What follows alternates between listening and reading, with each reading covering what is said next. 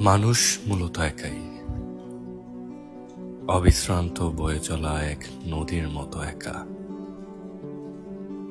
মানুষে মানুষে যতটুকু সম্পর্ক, বন্ধুত্ব, মায়া, ভালোবাসা সবটাই ক্ষণিকের। যতই আমরা অন্যদের সঙ্গে সময় কাটাই, সম্পর্কের সেতু করে একে অপরের পাশে পাই, সেগুলো একটা সময় মলিন হয়ে যায়।